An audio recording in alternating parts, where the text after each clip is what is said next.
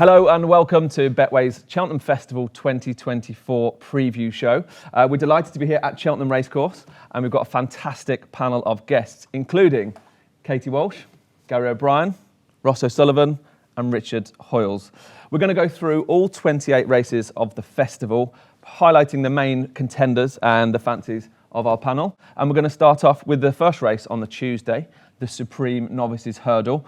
The big question, I think we all know, is Ballyburn going to run here, or is he going to go to the bar in Bingham on the Wednesday? Now, Gary, I'm going to come to you first. If you owned and trained this horse, where would you run him? Would he run in the Supreme, or would he run in the bar in Bingham? If I owned him, I think I might maybe go for the longer race, the Bury Bingham chap. But if I trained him, Willie Mullins obviously is in a position where he wants to maximise his chance of winning both races. So that might well be the key factor when it comes to making the decision. And it does look as though it's going to be pretty much a last-minute decision. Ross, come to you next. Your thoughts on the race as a whole? There is an improver in the race, Mystical Power. He's a horse that only won a bumper in the summer last year in Ballinrobe, but has improved all year long, and his run the last day in Punchestown was very good. He quickened from the back of the last of the line. I do think Ballyburn will win if you're looking for something that just might run up behind him, or something that is a horse that's is an improver. He's a horse that's caught my eye throughout the year, and he looks a decent sort. Richard, are you going to follow the general consensus? Is Willie Mullins going to win the opener, or have you got something a bit more further afield for us, a bit more left field? Well, no, I think this is going to develop into a pattern of me feeling the Irish are going to swamp us, to be honest. I suppose we should mention Jericho de Repene just because he would represent the best English challenger. Probably, at least his form got franked by a lump sum the other day. He wasn't particularly impressive at Doncaster. Nicky Henderson, as is his wont, has accused everyone of talking him up when it was Nicky Henderson that talked him up right at the beginning of the season in his stable tour and worked him with some of his better horses at those gallops mornings at Newbury. So I think he always has held a prominent position. Yeah, I'd be sending Ballyburn for the longer price, but I do think it's going to go to the Irish. I haven't seen as many of them in the flesh. Sadly, Jericho de Repene probably can only make the frame. Well, now the second race, the Arkle.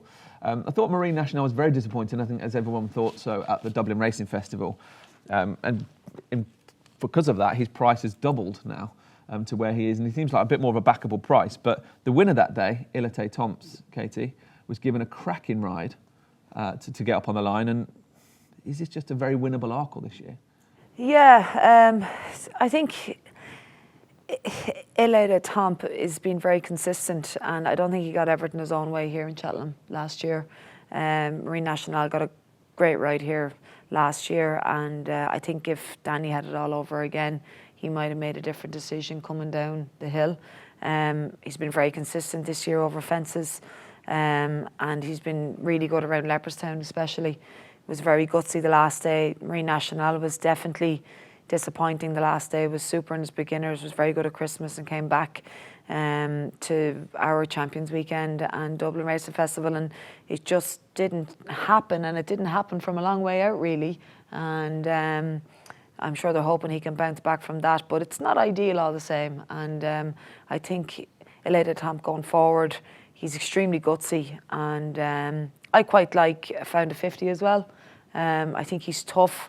He's something about him. He can be a bit leery, and but I think he did very little wrong the last day to get beaten, and he's gutsy. And I mean, I was there standing just past the line, and he was nearly back up again, a stride after the line. And it's one thing about Cheltenham is usually 9 times out of 10 they go a really good gallop, and you have to keep going, and that's something that he most certainly does. Indeed, and a stat here is the last 12 winners have won on their previous start, and that cuts out half the field really. Pertemps has, Hunter Jean has, JPR1 has, Quilixios has. Richard, I'm going to come to you next. The Arkle, give us your thoughts, please. Again, flying the UK flag, JPR1 probably is our best. And it was nice to see that he won well at Lingfield, because that fall was really unlucky here when he jumped so well. Whether he is of the sufficient quality, normally this race historically is won by a very good hurdler. The highest rated hurdler often does so. Marine National, the issue probably is having failed to complete, ran disappointingly last time. You've only had those couple of runs over fences. And of course he had the wind up, which everyone said was just tidying things up. But that head was quite high the other day. Yes. So whether there's a wind issue there that they're trying to mask. Problem for me is Ultima Thomas, he just doesn't look like a chaser. He wins, but physically, down the back, and unfortunately that makes me feel negative about him, possibly unfairly. So I thought this was one of the hardest races. Not a clue. After Dublin Racing Festival, it got worse. Calixios and Hunter's Yarn are horses that maybe come into the equation. Calixios, who does fulfill your stat. He did win the last time. He did, yeah. Could be the value bet. He's a previous winner. He is on 14-1 in around that. He could be the each way bet of the race on such a wide open race. And we'll move on to a bit more of an easier race. I didn't think I'd be saying that, the Ultima than the Arkle. Ireland are 0 from 38 in the last 17 years. So, Rich, we're going to start with you, flying the flag for England. Is this a race that the Irish are going to win, or are we going to keep it on home soil, as it were? Stats don't lie. Look, True. I mean, to be fair, Fast or Slow was probably one of the best Irish horses beaten in a Cheltenham Handicap subsequently. I think the point I'd like to make as we move into the handicaps is that very much this is where I think you should focus your attention. I think that if you own a horse that runs well at the Cheltenham Festival and you come away from that buzz, I think potentially you plot your way back there for 12 months' time. And this race in particular has thrown up horses that have run often in it, sometimes as many as 5 times in it before they eventually go and win it. And so the horses that fulfil that category this time around do include an Irish horse in the Goffer. Monbeg Genius is the other obvious one, hasn't gone on this season, is 7 higher than when third, behind Corac Rambler and Fast or Slow. And the other interesting one, who's a very honest horse, who I think will give you a good run for your money, is I Right. Gary, I'm going to swing this one over to you. I do think JP McManus has a couple of really interesting horses in this, Chad. He could actually have a brilliant festival this year if all the cards fall right for him. Cribilli and I Know the Way You're Thinking, both of them have entries elsewhere, but I Know the Way You're Thinking obviously is right up the tails of Gaelic Warrior and Elate Tom at Limerick at Christmas. That was a really good run. He was tried in Grade 1 company over hurdles. Didn't run particularly well last time at his handicap debut, but I don't think there's any doubt he is potentially well handicapped. Now that's on his Irish mark. Yes. We're talking here without seeing how much is going to be added on at the festival. But the other one whose mark we do know is Cribilli, who was running very well when he fell here earlier on in the season in a race that I think was won by Ginny's Destiny, who's gone from strength to strength since then. And didn't run so well next time. Maybe he was feeling the effects of the fall, but won a minor race pretty cosily at Exeter last time. On to the feature race on day one, the Champion Hurdle. Now, news has just broken to us here that Constitution Hill is a significant doubt or major doubt for the race. Gary, I mean, this makes Stateman a bit of a formality now, right? Stateman to me is a horse who's good enough to win a Champion Hurdle anyway. I didn't think in my heart of hearts he'd beat Constitution Hill, but I did think he'd make much more of a race of it with him this time around if they both went there in the whole of their health, so to speak. On all the recent evidence, if Stateman runs to the sort of level he has been doing, that'll be probably good enough if Constitution Hill does miss out. Stateman will be the one to beat, but I think it will throw up a few different, as you say, supplementary options. I'd love to supplement Sharjah, and I'd love to supplement Impere Pass with a pair of blinkers on. as a throw at the stadium. Willie, if you're watching, wild Richard's got some ideas for you. I just think this is your chance to win a Champion Hurdle that could revolve around a horse that was only second favourite behind another horse and has now been presented with it. So I'll be fascinated on 4 days beforehand who's going to throw horses into the ring that would have otherwise gone elsewhere. I think we're going to have a pretty quick discussion about the following race, the mares. Kate, I'm going to start with you on this. Lossiemouth, does she win, yay or no? Absolutely, yeah. I think she's more of a certainty than Constitution Hill. Yeah. I'm in the same boat as you, Gary. Yeah, and I think she's actually a fair enough price if you're not afraid to back one at odds on at Cheltenham, Chad. There are a few in a similar sort of category price-wise, and to me, she's the most solid. Absolutely no worry whatsoever about the trip for her. That's the one issue that has been potentially raised by those that might be a little bit lukewarm on her, but I think she'd be much too good. Come on, then I'll be the one that grabs the slightly. Go on then, Richard. Well, you've got to... So if you want to have a bet in the race, then you probably want to think of what would be the most uncomfortable scenario for the horse that's short price favourite. And if there's a question mark about Lossiemouth getting the trip, then it's if it comes up really deep. Because Lossiemouth's turn of foot was fantastic to the extent that many were wanting her put in the Champion Hurdle off the back of 2 miles. Now, if it comes up really deep and it turns into a slog, then the horse that she made look very ordinary last time, La Venbois, has a really decent chance of getting closer. This is almost the Stateman and Constitution Hill argument again. And at 14-1, those form lines are pretty strong. There's not that many lines that come out of different horses, and Love Envoy each way at 14s, particularly if it's a wet forecast, I think is every bit as good as Lossy Mouth odds on. And Ross, I'm going to come to you next for this. Yeah, Marie's Rock, again, I'm looking for something to be placed. I think Lossy Mount will win. Marie's Rock handles the ground really well. It's, we've had such a wet winter. I think, again, it's a wet week this week. I think it's going to be very soft. She handled the ground well. Probably disappointed a little bit here last year, but I think she was very good then later on in the year. And I think that at 16-1, you're looking for an each way bet. Maybe she's the one. What about Lantry Lady, Island-wise? Soft ground would be a big plus for her as well. She's only run twice, but just a little bit of a worry that the ground was so bad in Gowran Park when she won that Red Mills Trial Hurdle. Could it leave a mark? I know there's still probably a month between them, but she's only run twice before. But she does seem ground dependent though, Richard, so that if conditions did turn up like that, it would be a plus for her. I don't think she'd run actually on good to soft probably. The 450 on the Tuesday is the Boodles. The Boodles Juvenile Handicap Hurdle, known as the Fred Winter to most of us. Irish got a strong hand yet again. Ross, I'm going to start with you. The favourite is Joseph O'Brien's Lark in the Morning. The owner likes a plan. He's been sort of, he was third his last run. It's something like they like plotting a race like this. So you can see why he's, short enough. Go down through it. I don't know whether Nuremberg, a horse that's been rock solid all year in Ireland, Joseph's horse, whether he'll go for this race or he'll go for the Triumph. He is a horse that was even staying on the last day when he was third in a good race at Leopardstown. He has been rock solid all year, won in Fairy House. I like him, and he's, it just depends when he goes to 16-1.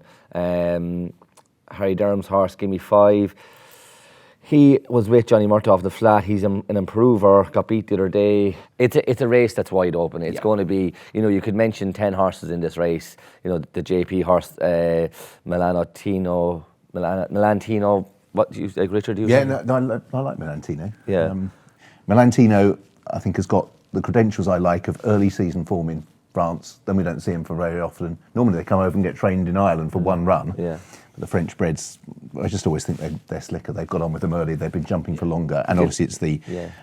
He did all the donkey work here as well the last day, like making the run, and he did, he had it the hard way last day here. And I think this race, I think they were sanguine enough to realise he wasn't going to win the Triumph. So as a result, this was always going to be the objective. The last race on day one is the National Hunt Challenge for amateur jockeys. Richard, I'm going to start with you. Embassy Gardens, the one to beat. Yes, absolutely. I do dip in and out of Irish racing, what have you, and absolutely love him. I think he's a beautiful horse. Jumps soundly. From the Scottish perspective, Apple Away, I would expect to run here, but I absolutely love Embassy Gardens as a horse, and hopefully these sort of slight outliers of races, the cross country and what have you, I think they often throw up more solid credentials of favourites than people give them credit for. And it's a niche. It's obviously short of 4 miles now, but he's one of the Irish horses, literally, that would be the top on my list to enjoy seeing in the flesh. I think he looks a beautiful horse. I think Corbett's Cross is a better horse than Embassy Gardens, to be honest with you. I know he's quirky. Ran keen here last year. Ended up going out through a wing at the last in the Alba Barda, but I thought he was going to win. To be honest, not ideal. He's down, has fallen, but he got brought down in Frey House the last day by Run Wild Fred in a small field. There was only 4 or 5 of them, Gary, wasn't there, in the chase? Yeah, and just he ended the 4, up getting, I think. ended up getting brought down at the Fort Lask. Derek rode him that day, and I'm sure Derek will be on him again. But he's a classy horse. He's a good horse, I think, and he's better hurdle form anyway. And I think he'll definitely put it up to Patrick. Gary, echo those sentiments? Very much so, yeah. I think myself and Katie are on the same page with this one, Chad. Nothing against Embassy Gardens. I really like the horse as well. He's taken to fences like a duck to water. He's got a real lovely way of going, and he seems to be settling better. But the bottom line is, on all the evidence, Corbett's Cross is a classier horse than Embassy Gardens. He was a graded winner over 2 miles over hurdles not that long ago. Whether he'd have won here last year when he went out through the wing, I don't know. I thought, like Katie, he might actually have won that day. But fair enough, it's not ideal that he was knocked over at Ferry House last time, but it was through no fault of his own. Some people have crabbed his jumping. I think he's a safe jumper rather than a bad jumper. which mightn't be any bad thing for a race like this. It'll be handy, I think, when it comes to conserving energy for the longer distance. To me, everything points to him. Derek O'Connell will be on board. Just bar that mishap last time, but I'd be surprised if that comes back to haunt him. Ross? Yeah, Corbett's Cross for me is my banker. Yeah, he is a proper horse. Didn't go to plan the last day. He's going to be ridden by the best amateur in the business. I would have my doubts about MC Garden. I think the occasion got to him last year. He ran way too free. He pulled up, and he is a horse that I would be a little bit worried about. Corbett's Cross, yeah, I think he is. I think he's a very good horse. Well, that brings us nicely on to naps of the day for day one. Richard? I write in the Ultima. I write. Who's going to get boosted? Gary?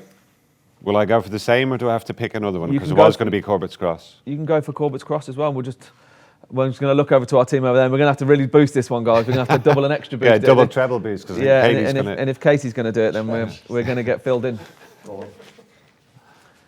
Oh yeah, I'm going to go to Corbett's Cross. Thank you. Well, you're all, if you're Corbett's Cross fans, Corbett's Cross fans are in for a treat. On to day two of the Cheltenham Festival now, where obviously Betway are the principal sponsor of the Betway Queen of the Champion Chase, the feature race of the day. We will get to that shortly, but we start off with Barring Bingham.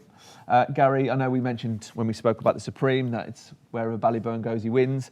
If Ballyburn comes here, he wins, but if he doesn't... If Ballyburn doesn't run in this, maybe that might mean Gidley Park will run here, and I think he'd have a big chance if Ballyburn doesn't run. But if Ballyburn comes here, saying this quite a lot, Gidley Park, I think, would have a great chance in the longer race. I actually quite like, I don't know if he's going to run in this, Lecky Watson. He ran in the Lawlers. Danny rode him that day. I thought he ran a bit keen and he lacked a bit of cover, and I just thought he ran well for a horse that needed a bit of cover. And I think if he gets a bit of cover, he's a massive price at 33 to 1. Ross? Yeah, like the Lawlers form, the Lawlers Hotel form, the Nace form ties into a lot. Like you said, Lecky Waston, reading Tommy wrong, and I think I like the Muir horse. I like reading Tommy wrong. I think he stays very well. I thought he did it well in Nace, got to the line well, and for me, obviously, if Ballyburn is what way he goes, he's going to take all the beating. But I would say that for me, I like the Muir horse. And Richard? I'm going to throw in a real left field horse. Surprise, What we like, surprise, I what we want. A horse called Jinko Blue of Nicky Henderson's. Now, he's the same ownership as Django Bai, who fluffed his lines in the Sydney Banks behind handstands. And this is just a question of whether the handicapper is correct or not, because there are not many horses that would win a handicap of 124, and you would then put in for a conditions race or a graded race at the festival. But the handicapper put him up £16, Jinko Blue. He belted every hurdle, he ran keen, he did loads wrong. And it would be an interesting move if they supplement or they switched around Jinko Blue rather than Django Bai, stuck Nico on, and look, it's a throw at the stumps, but he's, a big price. Jinko Blue for Richard. Then we'll move on to the Brown Advisory. It's been recently noted that Factor File will run here as opposed to the Turners.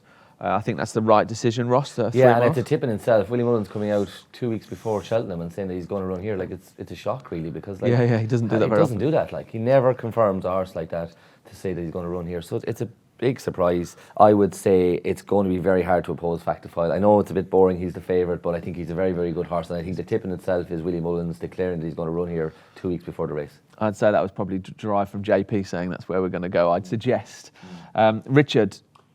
Look, Factor File, has, I think, the performance last time was obviously very difficult to assess, but the clock suggested that they'd been going hell for leather, and part of the reason Gaelic Warrior possibly stopped quite so fast was that they'd been a very genuine race pace for a two-runner contest. So I don't think that holds water about knocking that. Stay Away Faye is a good, solid stayer, but the Albert Bartlett is a notably gruelling race that's run on a different, more stiffer track, and my worry is that even though Stay Away Faye will have learnt an awful lot by running in open company last time, that he just gets outpaced at the wrong time. So this becomes relatively simple, and I think Factor File will outclass, or outspeed rather than outclass, Stay Away Faye. It might be different if they met in a Gold Cup in 12 months' time. I actually have a strong view of the best of the rest in this, and my fancy would be Grey Dawning. I was really impressed by what he did at Warwick in a race that was won by Runner, quite a good gallop. He just sat on the tails of the two horses in front of him, picked them off very, very easily. He made a crucial mistake here earlier on in the season when I think he might have won against Ginny's Destiny as well. You just wonder now that Factophile's definitely being pointed here. Will he drop back to the Turners? It's another of those imponderables. But if he stays on course for the Brown Advisory, I fancy him to be best of the rest. And I think he might be worth looking at without the favourite if he pitches up here. The next race on the card is the Coral Cup. I think we're going to go 7 places this. Yeah, so there's plenty of... This is the one. This is the one, Ross. And as it's the one, Ross, I'm going to start with you. Yeah, I have... there's a horse in it that myself and Katie have been watching, but I got in there before Chad, and delighted you said to me. Ballyadam. Only beaten 4 lengths last year in the county hurdle. He's 25 to 1, 7 places. Off a similar mark, 3rd in Leopardstown the last day. We know he galloped last week, galloped very well, and I think he is a dark horse in this race. The other two, and these both hold other entries as well, Doddy the Great, who unfortunately Nicky Henderson's been talking up, and so as a result, by the time we get to the end of the preview season, the value's gone. The most interesting horse, and again he holds entries in 3 handicaps, is Springwell Bay, who I don't think stays 3 miles. They did qualify him for the Pertemps by finishing 2nd and getting beaten at Musselburgh. He's also in both the Pertemps, which he's qualified, and also the Martin Pipe. But I genuinely think he's a very nice horse. He won here earlier on in the season, and things just haven't quite worked out subsequently. And I like him a lot. And if he ran here, I'd be very, very respectful of him. But there is an if as to what his target would be. Katie, I know Ross said it was you and who have been keeping Ross an eye on took this my horse. Ross has stolen your homework. Do you know there's nothing written on those pieces of paper he has? Yeah. I like Ballyadam. I think spring of the year definitely shines, comes here, has good form around here, and I think he's a massive price. There we go, Ballyadam. I thought Doddy the Great was the solid one, Chad. Yeah. I think he'll relish going up in distance, put in some good late work in the Betfair hurdle last time out at Newbury. The 2 that dominated that race were well ahead of their marks, but he almost caught Go Dante for 3rd. They were quite closely matched on form earlier on in the season as well. And he's quite lightly raced, and obviously we don't know how the Irish horses are going to be treated in terms of their marks, Chad, but we know Doddy the Great's mark, and I think that's one he can definitely make his presence felt off here, particularly with the extra places. Just to mention the anti-post favourite, fascinating horse called Saint Majest. As far as I'm aware, the Mullins camp feel that his mark isn't going to be changed too much compared to home, and if that is the case, well, he'd have to be of automatic interest. He's a very, very hard horse to assess. He's only, I think, run 4 times all told, won a low-key affair at Limerick last time. You get the feeling, obviously, there could be a big day for him. This potentially could be it, but I think Doddy the Great's a solid option against him. Nice. So we'll move on now to the feature race on day 2, the Betway Queen Mother Champion Chase, our 10th year of sponsoring this showcase event. Richard, I'm going to start with you this time. This has seemed to open up this race because last year it seemed a bit of a one-horse race, and the year before with the Energumene.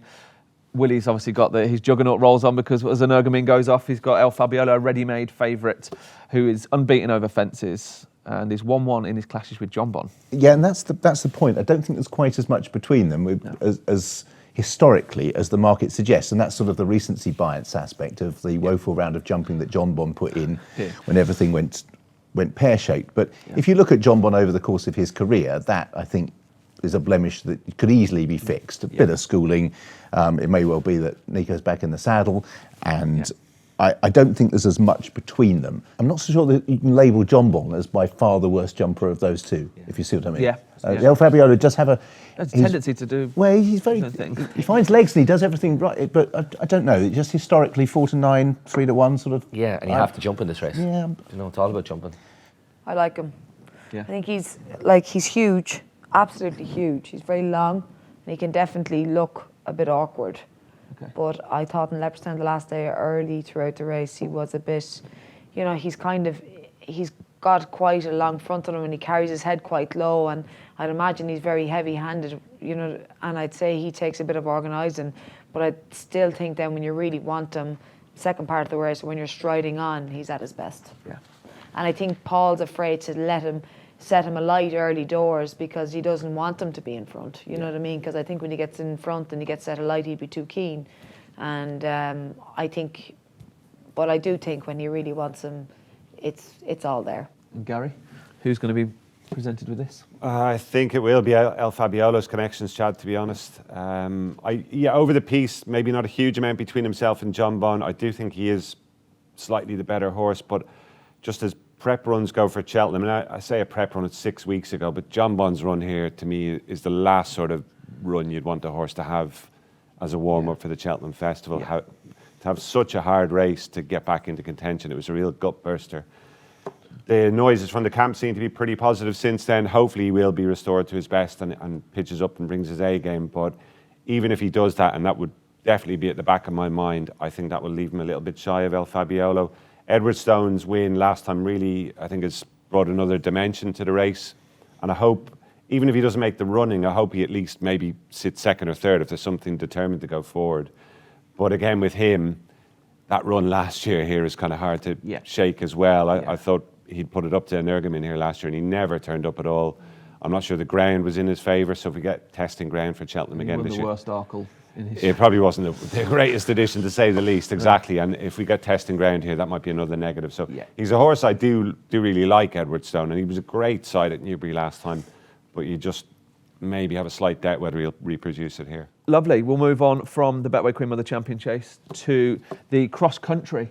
Now, this race is a race that surprises me now, because 10 years ago it was just not the best horses. Now we've got a previous Gold Cup winner going for it. Katie Minella-Rindo, Galvin, last year's winner Delta Work. I mean, it's a quality race now. Yeah, they're all proper Grade 1 winners, aren't they? Sure, Minella-Rindo won a Gold Cup, you know what I mean? So, and he's a nice weight in entry as well for the National. Nice weight for a previous Gold Cup winner. But all of these races are just so competitive, and this kind of in the last couple of years turns out to be kind of a prep run for the National now, doesn't it really? A lot of these horses are obviously Noble Yates as well, you know what I mean? I think Minella-Rindo for me, I thought he ran well here, took it well the last day, and I think as much as they'd love to pick this up, a bit like Tiger Roll over the years and that, I do think that it's a stepping stone for a lot of these horses for entry, but this would be a juicy bonus along the way, wouldn't it? It really would. Yeah. It really would. Gary, the Glenfarclas Chase? Katie's made a great point there, Chad. So many of these are going to be going for the Grand National, or the connections have an eye on the Grand National, and I suppose it's a question of who's going to have turned the screw most for this race while still trying to leave a little bit in reserve for entry. I was coming down on the side of Galvin. Thought he ran a smashing race over hurdles last time in the Boyne hurdle at Navan. Stayed on well in the closing stages. Obviously ran a blinder in the race here last year as well. I think he might be Gordon Elliott's best chance this time. Just get the impression Delta Work, who's never been the easiest of horses to train. I think Gordon's done a good job kind of getting as much out of him as he has over the years. Maybe as he gets older, he's maybe just getting that little bit more difficult to keep. He's 11 now, isn't he? Yeah, exactly. Yeah, just keep him absolutely where he wants him. Whereas Galvin, to me, I think he might be maybe a little bit more straightforward in that regard. And with the experience behind him, he's the one I'd go with. And isn't Cocoa Beach a fantastic horse? Cocoa Beach, great horse. You know. She'd love to run. Yeah, like rock solid there. I've won a couple of real competitive handicaps back home and runs with his heart in his sleeve, wears a pair of blinkers. But he's just an absolute star. Yeah. You'd love you know to have you're going to get him every time, don't you? Yeah. I hope he goes well for connections here. And I think Foxy Jacks will go well. I know he's a bit of a... Maybe he's not the straightforward. He's a bit of a nutter, but I agree with you. Like he's not good enough on ratings. Like he's £10 less to those good horses. But for me, Foxy Jacks, good run over hurdles last day. He was fourth Sneak into a place, couldn't he? I think he definitely sneak into a place at 14 or 16 to 1. Yeah. He is a bit of a nutter, like you said. Runs a bit wild through his races, but won here in the autumn time, so he has course experience. He's got better as he's got older. Like he's improved from what he was. He's loads of ability. He's just not straightforward. No, and on ratings he's not good enough. But I definitely think he could be in the first three. What I'm really over against is, Mick Fitzgerald will tell me that it should be a handicap. It shouldn't be a handicap. This is to crown your champions, and so as a result, just to make it slightly more interesting for handicap. Really good horses, and I think Galvin and things like that I think are really interesting horses, and the weakness of Delta Work in the last few weeks has surprised me, and so as a result I think it's the passing of the baton. Delta Work was the party pooper for Tiger Roll, and I think this is Galvin's main objective. I'm not as big a fan. I wasn't as impressed with Minella-Rindo over the fences, and I just think it's a Gordon Elliott sort of. So yeah, I'm happy with Galvin. We'll move on to the Grand Annual. Gary, I'm going to swing this one to you first. To me, the solid horse is Madara. I know he's got the option of the plate as well. That's been mooted for him. But maybe if the ground is soft, this will be the target. Great to see him come over to the Dublin Racing Festival and win last time. And he won easily, didn't he? Yeah. He won pretty easily. He's, I think, £13 higher than when he won here prior to that. But he's just a horse who seems to have really found his groove now. And it's hard to see him not being involved. An each way bet for me, dancing on my own. Again, like you said, the owner loves Cheltenham, loves the plan, and this horse could just be kind of under the radar a little bit. Course and distance winner, and it was a really good winner at Aintree last year. Yes. Richard's nodding. I don't know if he's nodding in agreement or not. No, well, I'm just wondering whether I can go through with this one as well. But look, strong run handicaps favour horses sometimes of doubtful resolution, and if there is a horse of doubtful resolution, it's Harper's Brook. Harper's Brook stops up the hill, but it's worth remembering how strongly he travels until he stops up the hill. So as an each-way selection in a strongly run race where you are going to get horses to take you further into the race than you will do in 4-runner races at Sandown, then I genuinely think he's of interest because he only went up 4. He has displayed lots of talent in his races, but the handicap's never been able to put him up much because he can stop to an absolute walk. Katie, in the Grand Annual? I'm like Gary. I like Madra, ridden handy, was good, really, really good the last day. Travelled strongly, which is a huge bonus.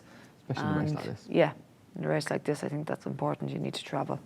But yeah, it's competitive. But I like my mate Mozzie as well for Gavin. Lovely. And we'll move on then to the Weatherby's Champion Bumper, the last race on the Wednesday. Maureen is at the top of the market again. She won very well first time out, but that's your fancy, Ross, isn't it? I think it's written in the clouds. I think Maureen Mullins, named after his mother, who passed away recently. I think it's written into the clouds that this filly has to win. That's it. Yeah. I don't know if I add any more to that, but just to throw in a couple of names, I think Cantico is a nice horse of Willie Mullins, who might be a slightly bigger price, that won well at Navan last time. And the other one was a horse called Samir, trained by Joseph O'Brien, who won. Who actually, I thought was in trouble at one stage at a short price at Gowran on his debut, but ended up winning really well. They were two that just caught my eye that maybe not a lot of people have necessarily cottoned on to compared to some of the market leaders. And Richard? By far the best, most impressive performance by an English bumper horse is, and I've got to start pronouncing this right, Tishan, because it's a place in Ireland somewhere, I believe, rather than. So I've got to get Tishan rather than Tishan. Or anyway. I'd say you're pronouncing it wrong then. Wait, I'm going to need some help before then. It's probably Irish. I got some bloke. I got some bloke. You know, the normal rant after you pronounced it wrong in the first way. It's Tishan, not Tishan. Anyway, but he was quite impressive, and his bumper. He won his point very impressive. He did. Well. Yeah, it cost a lot of money. Yeah, so it's one of the very few occasions where a sort of big value point-to-point winner came this side of the pond. So you'll be hoping it might run well. So yeah, I don't have a strong view, and thankfully, ITP don't cover it. Perfect. And that's for day 2, and obviously we'll do some boosts. So Richard, we'll start with Galvin in the cross country. Galvin in the cross country. Ross? Fact to file. Fact to file, thanks for that one. Thanks for boosting that. Every customer's going to be very happy with that one. Gary? I would probably go with Galvin as well. Galvin? I'm going to go with fact to file. On to day 3 of the Cheltenham Festival now, and we'll start with the Turners, the opening race of the day. Gary, I'm going to come to you first. I come around to Iroko, actually, who we thought was out for the season after he won at Warwick on his Chase debut, but has made a spectacular recovery. Not ideal to be coming into a race like this after just the one start, but he looked a natural over fences today. He won at Warwick. Kilbeg King, who's a smart horse, was back in 3rd that day. The runner-up did disappoint a couple of times afterwards, but he actually won a handicap just at the weekend at Kempton Golden Sun, which was pretty topical when it comes to boosting the form. He's not really a giveaway, I don't think, at about 5 to 1, 11 to 2 currently, but he is a horse who obviously has won at the Cheltenham Festival already. He looks to have plenty of upside. Nothing against the favourite, really like Ginny's Destiny. Very, very tough, very progressive. Obviously a similar type of horse to Stage Star who won it last year, but Iroko might just be able to improve past him, I think. Katie? Any thoughts on the Turners? Yeah, I mean, I quite like the top horse. I mean, he's after winning 3 times around here. He operates around here. He's progressive, definitely going the right direction. And I think he's probably the one that they all have to beat. just two stats here. So JP's run as a 2 from 2 in the last 5 years, Gary, so that's a good one for you. Okay. Not so good for Ginny's Destiny. Is 12 of the last 13 winners were age 6 or 7, and Ginny's Destiny is 8. Ross, swing it round to you. I like Ginny's Destiny. Obviously, he's in the other race as well. I think it could be Paul Nicholls' best chance of a winner during the week. He's, like I said, he's won. He's course form. He looks a very decent horse. I'm not going to be... Yeah, I think he's the horse for me. Richard? A couple, and you may be able to tell me whether they are going to run or not. Zana here? Would Zana here run here? Possibly. He hasn't looked a natural chaser, to be fair. But won last time. He won last time. Yeah. He's not the most fluent of jumpers from what I've seen. But at the same time, the horses he was running up against over hurdles, would suggest that in terms of ability, this is not a strong race. And the other one is, of course, Imagine, who changed hands with Harry Derham. I'm not sure whether the intention is to run. You would assume so. But again, a young trainer like Harry, surely he'd be encouraging that. He was probably bought to have a runner in Cheltenham. I would have thought so. And one thing Harry has done is improve horses in his care. He has. So, if you're looking for I'd much rather be backing an outsider here than taking a short price. And Imagine and Zana here are both well into double figures. So, a couple of names. We'll move on to the next race, the Pertemps. 6 of the last 8 winners have run in the Leopardstown qualifier. And that brings in Gay Coyle. I'm going to have to pronounce that one correctly. Can I listen? Can I take notes here? Katie, what do you say? You'll probably do a better job from pronouncing than us. I doubt that very much, Katie. Gay Cool. So Dad's horse won at Christmas. Yeah, she's very consistent. She won at Christmas time, won a Pertemps qualifier at Christmas time, and then came back and was second over 3 miles at the Dublin Racing Festival. She's a good, tough mare. Trip won't be a problem. I know the weights are out today. I'm not too sure what she has, but the plan is to come here, and it doesn't look. Listen, who knows? But looking down through it, I think she definitely has her chance, and I wouldn't swap her for anything else. And have you got a preference or any thoughts on the race? Well, there's 3 in here. Springwell Bay, who I've already mentioned, I'm really hoping goes for the Coral Cup. Highland is an interesting one because Highland, 2.5 miles, wouldn't have been far enough last time at Ascot. Has form over 3 miles. And this is my favourite Cheltenham horse of the last few years, Mill Green. Mill Green is an absolute hero. He gets placed, not just here, he gets placed at Aintree, 21 runner handicaps. He comes there as if it'll be his day. Yeah. And I called him somewhere the other day and he travelled into the race every bit as good as he's ever done before. So he's always a huge price. I mean, he's placed something like 6 times in Cheltenham and Aintree handicaps and he's never been shorter than 16 to 1. Really? So, what a stat. So he's a fantastic horse, and so I don't see any reason not to give him a chance, particularly as the quality's been thinned out slightly. I think he's £2 higher than when he ran in the race 12 months ago. 140. He's getting on a little bit in years, but I just love the horse. So Mill Green, heart ruling head slightly, and Highland is the other one who you can make a good case for. Ross, any thoughts on the Pertemps? As obviously Katie's mentioned, Gay Cool, which we have a good association with. Look, going down through it, it's wide open. Each way money again, each way bets really. I would say maybe a horse of Alan King's, Imagine is it? Yeah. A horse that was just touched off in a stairs hurdle a couple of years ago. Has come back into form. Won in Newbury in his last run, and he has a goodish enough mark. Might be a horse getting on a little bit. He's 10, So, but again, he's going to be a big price, and you might be backing him at big prices, and then just backing him each way with how many places? I think in the Pertemps we're going to go 6. 6 places. So it's one of those races that you're going to try and look for a bit of value. Yeah, and we might even push that to 7, depending on how many runners we get. But we will do that nearer to the time. Gary? I think Gay Cool is definitely the solid one, Chad. Yeah, she's the one to beat. I think she'll be right in the mix for the Walshes, and I'm sure she'll give a good account of herself. The one who I think could be the handicap lot is Icar Allen, who qualified for this all the way back in November at Aintree, and it looks as though he's been put on ice since then. So he's got his mark, 142. There shouldn't be too many surprises when the weights come out. Very classy horse on his days. Profile's been a bit patchy maybe over the past 12 months or so, but the run at Aintree was encouraging. It looks as though he does stay the trip okay, and he's the one I'd be going with. So we'll move on from that to the Ryanair. So we almost have 2 feature races on the Thursday, don't we? The Ryanair and the Stage. We'll start with the Ryanair. Katie, I'm going to come to you first. Wide open contest again this year, really. Yeah, it is wide open. I'm a fan of Envoy Allen. operates around here. Was good here last year. I think it's wide open. The vibes are he's in good nick, and I just think he operates well around here, and I think he'll make a good account for himself. Could Capodanno run in this? I think he does. Yeah. I think they said he was going to. Yeah, he was good. He was on the route to the national. I think. Yeah, you know, and as it is such a wide open affair, I thought he was good the last day. I thought he was very good at Christmas time, third in the Grade 1, and he was good the last day. He's definitely a horse that's going the right direction, but Envoy Allen has to have his chance again. I don't think there's a huge amount of depth to this race. No. Capodanno is actually my fancy for the Grand National, but I wouldn't be shocked if he went very close to winning this en route, which would be, I suppose, an unorthodox route to take for a Grand National contender. But he's a very classy horse on his day. To me, he had that race here last time. The Cotswold Chase won. Miles up. Yeah, a long, long way from home. And he's, most importantly, Connections are getting a clear run with him this season. He didn't make it to the track until February last season.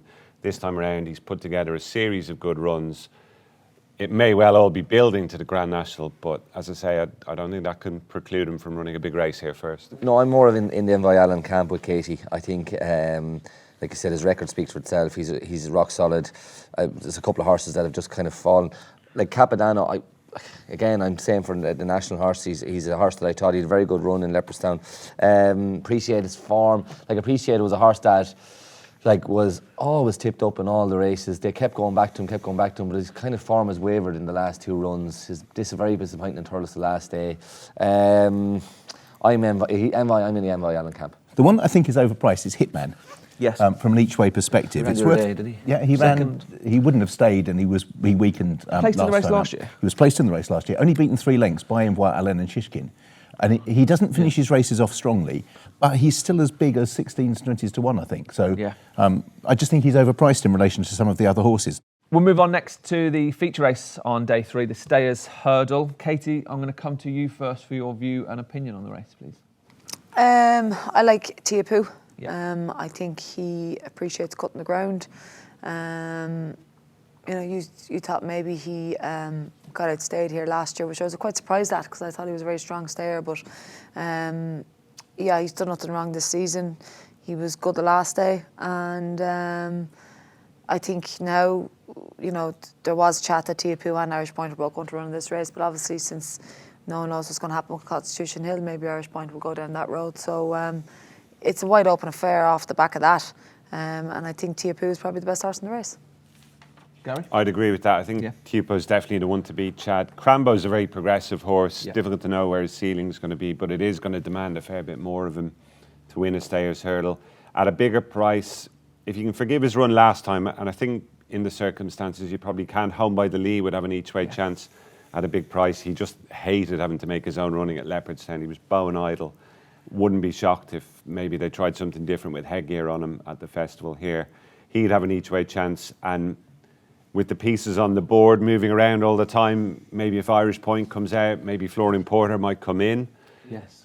Dual winner of the race would have to have a good chance again of at least getting into the frame. But I'm with Tiapu. He's been kept back for this after winning the Hatton's Grace Hurdle. It sounds like he might go on to France afterwards if all goes well, which would be exciting too. And look, I thought last year was one that got away. To be honest, to me, he was the best horse in the race, and hopefully he can make amends. And I mean, the stat that goes for the favourite is that in 35 renewals, only 4 winners were 9 or older, and that does rule out lots of them. Obviously, last year's winner was 11 when he won it, but it's hugely in the favour of Tehupo with age on his side. And I'm with the lads the same. It's hard to look past the favourite.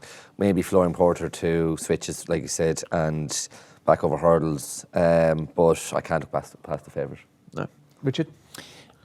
I don't really like the division as a whole in terms of the sense that it's great and competitive, but in terms of quality, it could be a battle of the Zimmer frames, and I don't really see any reason why, if you wanted to throw a small stake on even Dash or Drasher, who didn't quite last up the hill, you've got Paisley Park, you've got Cider Burley, they've all been here, Florian Porter even to some degree. I'd rather be in that sort of camp, but it is a weak division, and it is open for a Tehupo or someone to really stamp authority. But we've thought that about a few horses over the years in this division. It just hasn't happened. And Champ was one of the few years ago. Absolutely. You still have the finishes between your Paisley Parks and so I'd throw a wide one at one of those. We'll move on to the next race, the TrustATrader Plate Handicap Chase. Richard, I'm going to start with you this time. really competitive at this stage to look through a handicap like this, right? Yeah, it is. Yes, I mean, James de Burley is a horse that I quite like in terms of being nice and consistent, but your worry is obviously that he's probably exposed a little bit, but he's run okay in the past. Is it Safireur who was second to Quilixos? Yeah. Looked an interesting runner. Yeah, James de Burley or Safireur, but this is difficult. It's wide open. Yeah. And just for some more stats, the last 5 winners of this race had won at Cheltenham that season, and 4 of the last 6 winners were 5-1 or shorter. So, Ross, any thoughts on the plate? The plate is wide open again. Each way places. This is the race again. There is a horse at Gordon's that ran well over hurdles the last day. Belonged to Philip Reynolds, Rian. Yeah. I think he's his only entry in the race. He's a horse that's definitely worth look at again. Ran well the last day, Leopardstown. And I think he'll be a good each way price. He ran well at the Dublin Race Festival. So for me, maybe something similar like that. You're going each way in this race again. Gary? Yeah, the standout for me at this stage, Chad, would be Krabilly, who is favourite. Yeah. Spoke about him earlier on. He's in the Ultima, I think, as well. But maybe the fact that he's well clear at the top of the market for this means this is where he'll go. And you mentioned some of the horses who've won this and landed punts in the past, unexposed horses. The Shunter, the Storyteller was another one. Yes. This guy kind of falls into that category too. The Shunter, the Storyteller went in under Davy Russell. That's right. Howard Clear. Good memories. We'll move on to the Ryanair Mares Novices Hurdle. It seems like everybody in Ireland thinks this brighter days ahead is a God-given certainty. I think it's the quote I've heard a number of times coming from the other side of the Irish Sea. Gary, have you heard this? I've heard the vibes from the camp, Chad, and there's no doubt she's a hugely exciting mare, unbeaten in 5 starts. A certainty, I wouldn't go that far. I think this is a very strong edition of this race. Yeah.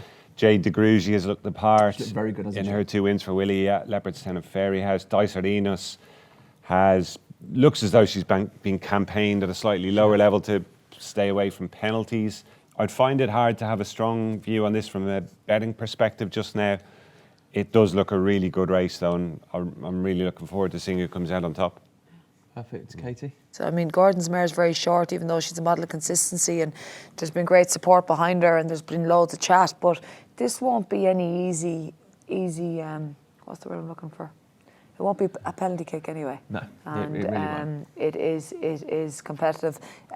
Willie's mare is a good mare too. Like, I think she deserves to be favourite, but I don't think she's going to have it all her own way. The key line about Dysardinos winning the bumper is that it threw up a massive amount of subsequent winners. That's a really, really good, strong mares race that comes from Aintree. Gold Ace was second that day, and Golden Ace was a 40-1 chance, but has been very impressive actually. We'll move on now to the last race on the Thursday, the Kim Muir. Gary, I'm going to start with you. I know it's wide open at this point, really competitive race as it ever is, but what have you got any fancies? Because did you really fancy Stumptown last year, didn't you? I think it was a big nap from you. I actually thought I could toss a coin almost between Stumptown and Angel's Dawn, and for once, Chad, I got it right. But for once. I do think there's a standout horse in this year. Now, I haven't seen what mark he's got over here as yet, but a horse called Percival Le Gallois, who fell on his last run at Leopardstown at the Dublin Racing Festival. He was upsides at the time. Actually ran from out of the handicap that day. So with the hike that he got, he's effectively at home anyway, only £2 higher. 144. He's got 144. Okay, so he's just crept in. That is a few pounds higher than back home, but I still think he's well handicapped enough to win. Ross, any thoughts on him? Because Ross, you were on the other side. You were on Angel's Dawn. I really fancied Angel's Dawn last year. She's up £10. I've been following her again closely this year. Like, she had a run over hurdles in Clonmel, ran well in the T&Cs days. She's tough, she stays well. She definitely handles very soft ground. Whether weight-wise, it's going to catch up with her this year. She'll still be bang there. She'll be there. She's going to be placed. She can't be out of the first 3, and I'm going to stick with her. Richard, any thoughts on this? Is this where Good Time Johnny will turn up? Oh, well, this is it. This is where he turns up now. And I think the relative mark is significantly lower, isn't it? Chase to where he's mentioned hurdles now. I believe, his chase mark. 142 is his chase mark. Okay, well that's still very workable for a horse, I believe, to be in the. Yeah, it is, but that's quite penal compared to what he's been running on. In Ireland, I mean, the key line of form for him, I suppose, was not the last run, but was when he finished 5th at Leopardstown. It was, showed that he still had plenty of ability, and maybe that's the target for him. Katie? Good Time Johnny. I think this is a good competitive Kim Muir. Good Time Johnny, Angels Dawn, and Gavin Cromwell's horse. Fell the last day, obviously, in Leopardstown at the last, but I'd say this has probably been the plan, and I think I'd like to be riding Good Time Johnny, actually, to be honest with you. Ridden quietly, taking towards his time. I'd love to hunt around now for Tony Martin on him. Suit him if there's plenty of pace in the race. Pick them up the straight somewhere. A bit like what you did on Relegate. Oh, that's in black and white now, Chad. It's a long time ago. Now I'm just going to trouble you for naps on day 3, please. I'm going to start with you, Richard Hoiles. Can I have an each way? Can I have Hitman each way in the... Of course you can. Thank you. Envoy Allen. Envoy Allen, 2 in the Ryanair.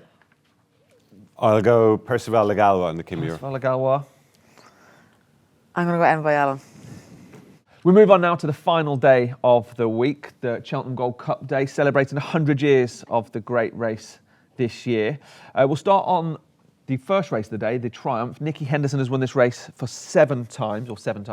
He's going to win it again for the 8th, Katie, with Sergino. Yeah, been very impressive, done nothing wrong. I think Willie's horse is a good horse too. Marlborough ran well in Leopardstown the last day. Big horse, big scopy horse. But I think Sergino's the one for me. Gary? He's a really exciting horse, Chad. Just a couple of things I think are worth bearing in mind, though. Majborough, I think, if you look at the figures, probably ran to a higher level on his first run for Willie Mullins than Sergino did on his first run for Nicky Henderson. Yeah. So if Majborough takes the same step forward from run 1 to 2 that Sergino did, well, all of a sudden it would make me think twice about backing Sergino at odds on anyway. And then we've had a couple of other horses kind of come on the scene. Salver has impressed me. Still looks maybe mentally as though he could do with sharpening up, but not beyond the conditions could come right for him with all the rain we've had. Absolutely.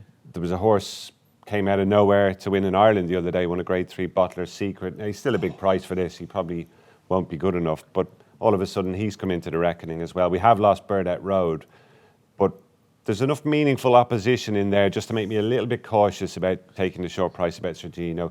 He's by far the most likely winner. He was brilliant here last time. I actually thought after that race, well, there's the Triumph winner. But just the way Majborough ran and the improvement Willie Mullins can sometimes get from runs 1 to 2 with a horse who's come from France, had been off the track a long time, it may be just not quite cut and dried as yet. No, I'm a big fan of Majborough. I thought he ran a great race first time up at the Dublin Racing Festival. Yeah, but again, we were stood watching it. Yeah, and there's been plenty of chat about him before the race in Leopardstown.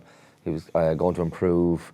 I think Burdett Road might have underperformed in Cheltenham to make Sergino look more impressive. For me, Marlborough, which I think, to me, it's like I said, an improver. I'll be taking out the race as well. At the prices at the moment, we're currently 6-1 on that, so it's an each way bet, isn't it? Definitely. Richard, not many Grade 1 races that we've chatted about who are our favourite from the UK. No. Down the years. I don't see any reason to look beyond him. They finished in the heap in Ireland. Marlborough is definitely the most eye-catching of them. So I'm just happy to weigh in with everyone else. But I do think Sergino, he was very strong at the finish. His jumping was much better here last time. I do think Burdett Road was a sort of flat track bully and a flat horse, but at 100%. The same time, he's just a nice big physical horse. And Right, we'll move on to the county hurdle. I'll start with my selection list, which is Bialystok, trained by Willie Mullins, brought down the last time, travelling really well, but I just think he's well handicapped on what he's shown. Gary, I'm going to come to you first for your selections in the county hurdle. He'd definitely be on my shortlist, Chad. He was quite strong in the market that day too, I think, wasn't he, at Leopardstown, so which would suggest connections feel that he might have a little bit up his sleeve. Iberico Lord, I mean, I don't know whether this is the plan or not, but I certainly don't think he's handicapped out of things off his revised mark for winning the Betfair hurdle last time. He's won 2 of the biggest handicap hurdles of the season. I doubt he's actually too far below Grade 1 class, Iberico Lord. He's probably a Grade 2 horse at the very least. He could easily win this. 2 other Irish horses I'd throw into the mix, King of Kingsfield and Absurd, 2 novices. They were 3rd and 4th in the Grade 1 at Leopardstown last time. Be interested to see how the British handicappers assess them as far as their chance here is concerned. But Absurd was a big eye catcher that day. He looked, I don't know, is raw the word, maybe unprofessional at times in his hurling career up to that point, but maybe that was the first sign that he's starting to grow up a little bit in terms of national hunt racing. And he's a very interesting runner, I think, if he comes along here. Katie? Yeah, I'm with Gary. I like Kingsfield and Absurd. Classy horse Absurd went down to Melbourne Cup. Well, travelled super, actually travelled like the winner when he turned it, but just didn't quite see it out. Was running a bit keen when he came back, but he's definitely settled a lot better. I think the last day is more professional, and I just think there's more to come from him. I think he's a classy horse. And I think if he switches off and hunts around well, he'll come home well in this race. I'm a Kingsfield's fan. I just, like I said, he's been keeping good company all year. For me, he's, I thought he was, we were talking about the county hurdle, I thought this was this is the horse for this race. And for me, he's going to be my bet, yeah. Well, I hope you're wrong, because I hope Bialystok wins. But Richard? A couple of horses from JP's, Impostoir. If they come here, Iberico Lord obviously has already been mentioned. But a real wide one from JP's is Petit Tonnerre, who was 7th in the race last year and finished with some running still left in him, having met some trouble. They campaigned him over fences if he was being prepped for something like the Plate. And I expected his jumping to improve, and it didn't. And clearly they've had the same opinion because they've stuck him back in all the hurdle races. He's in the Coral Cup, he's in the Martin Pipe. He is a potentially interesting runner as long as they have sorted out the jumping back over hurdles. Because he's, as a result of his exploits or lack of them, his mark is still very good. So Petit Tonnerre as a wide one, and Bad, I suppose, is the other one. He's a bit like, we were talking about horses that travel into the race and don't win. Yeah. That's what he's been doing. Move on now to the Albert Bartlett Novices Hurdle. Again, there's a Willie Mullins smorgasbord of horses that have got huge chances in this. I quite like Dancing City, won well with Danny the last day. Very professional, very straightforward, very easy way of doing it. Thought he was nice, high class hero. Model of consistency. And I think it's a very competitive race. Gary? Gidley Park would be the one for me if he came here rather than running the Bury and Bingham Chad. I think two counts. One, the longer distance will help, and the stiffer track, the new course, I think play more to his strengths. He's a real big, powerfully put together horse. I thought he did very well to get himself out of a hole and win here last time. The second horse, I think, maybe just blindsided him a bit when he went past the Nicky Henderson horse. But he was nicely on top of the finish. Looks like he's sharpening up a little bit more mentally run to run.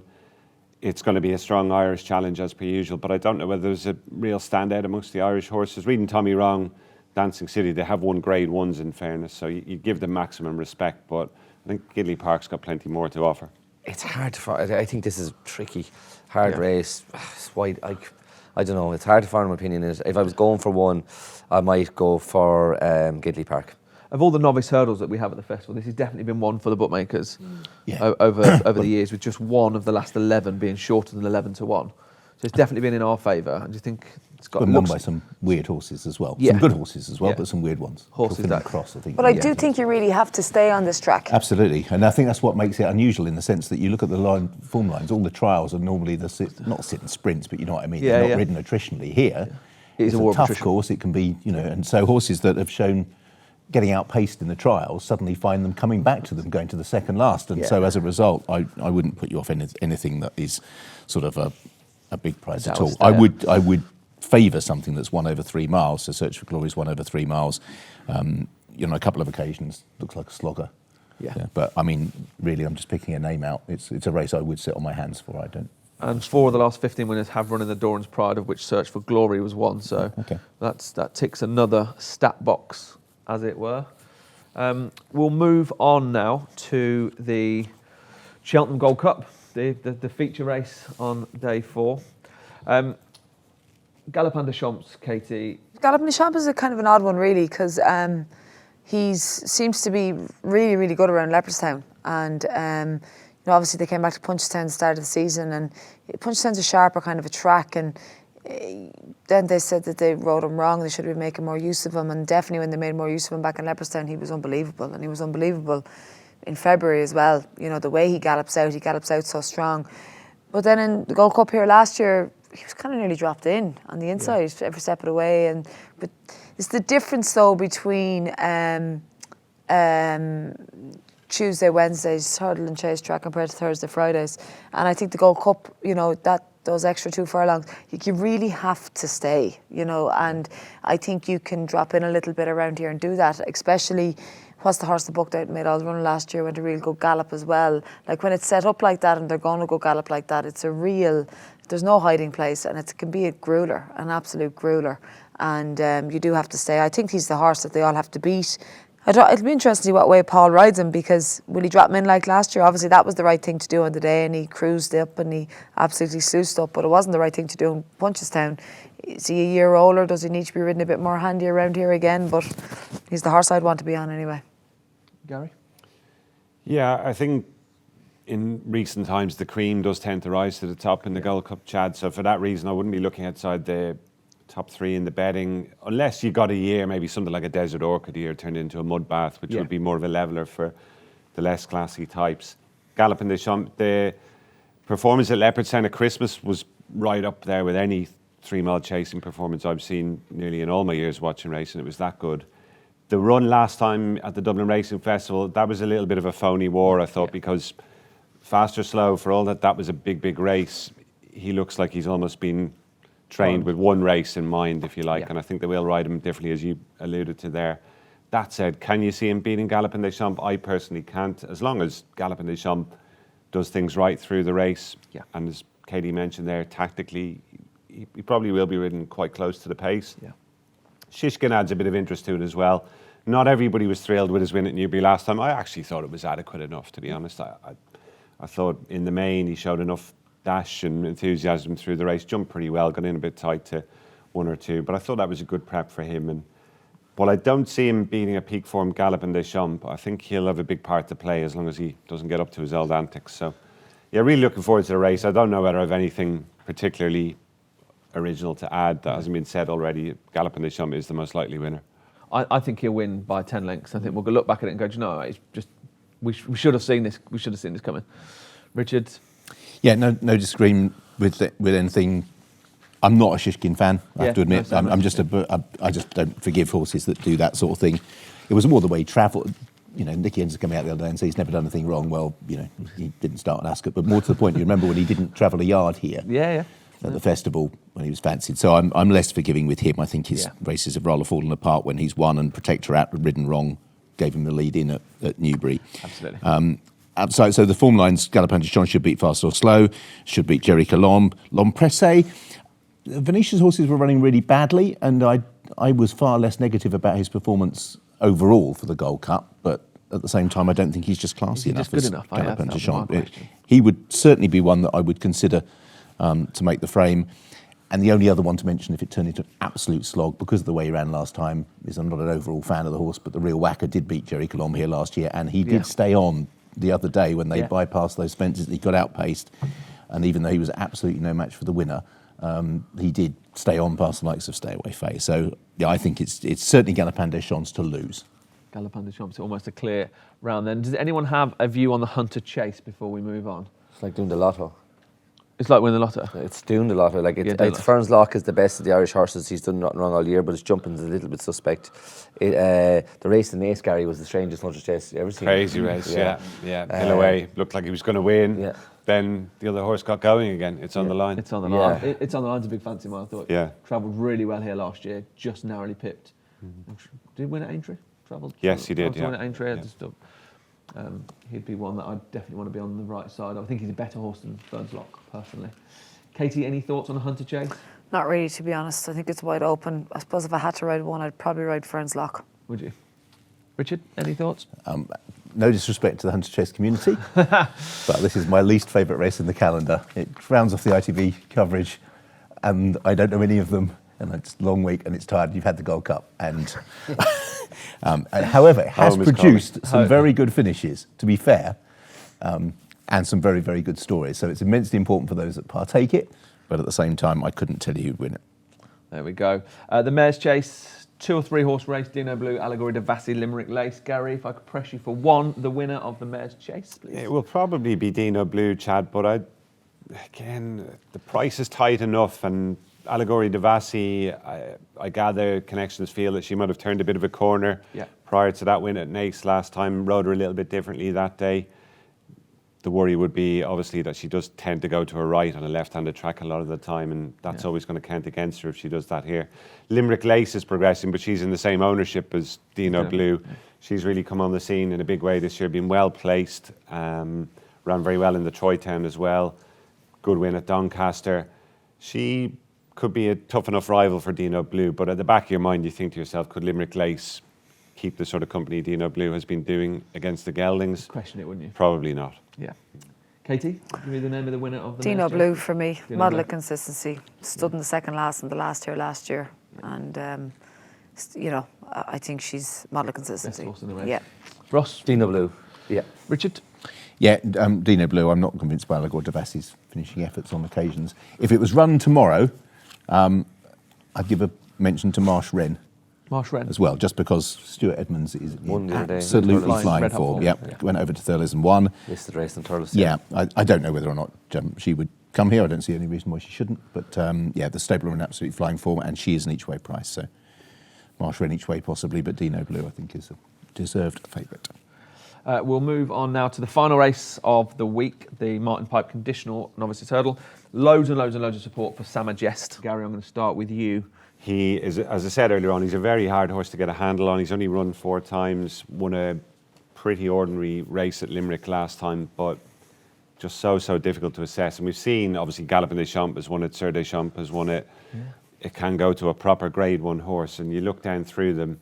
If there is going to be a future Grade 1 horse in it, it's probably going to be him or Key de Bourbon, who hails from the same yard and seems to be quite well fancied too. I think he could be, you haven't seen enough of him to, I think he could be like a potential good horse. Yeah.